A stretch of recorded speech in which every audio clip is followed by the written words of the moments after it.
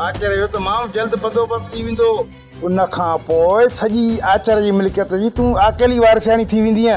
बाबा आचर तलाक जी धमकी ॾेई वियो आहे।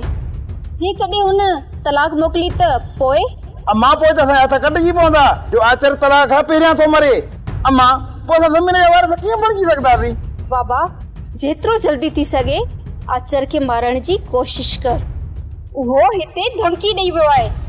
हाणे तलाक ॾियण में हू देर कोन कंदो। तलाक कोन ॾींदो, ओ मिड़ई तोखे ईअं धमकाए पियो जीअं असां हुन वटि वापसि मोटी हलूं। बाबा जेसिताईं आचर नथो मरे तेसिताईं पाण उते हली रहूं। अम्मा जेकॾहिं असां उते रहियासीं आचर मरी पियो त सॼो इल्ज़ाम असांजे मथां ईंदो। अम्मा असां हिते रहियल आहियूं, जेकॾहिं आचर मरे थो या बचे थो इन सां असांजो कुझु बि न वञे। जंहिं महिल न आचर मरियो वॾियूं दाहूं कूकूं रड़ियूं करे हली उते पुॼंदासीं। केरु आहे जेको आचर जो सिर खणंदो? सूमर खे चई आयो आहियां। छा सूमर आचर खे मारण जी दिलि कंदो? सूमर खे अञा वधीक बेवकूफ़ बणाइणो आहे। मां तोखे सूमर जो मोबाइल नंबर ॾियां थो।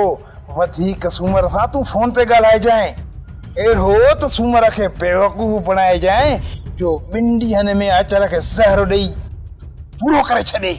बाबा तूं सूमर खे इहो सम्झाए आयो आहीं त आचर खे कीअं पूरो करणो आहे?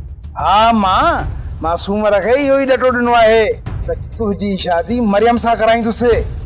बाबा पोइ सूमर हथी को आहे, चपटीन ते नचाईंदीमांसि।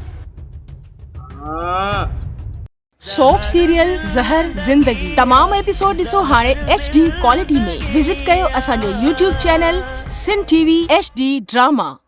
सब्सक्राइब कयो असांजो ऑफिशियल YouTube चैनल सिन TV HD ड्रामा ऐं वधीक अपडेट लाइ बेल आइकन खे क्लिक करियो।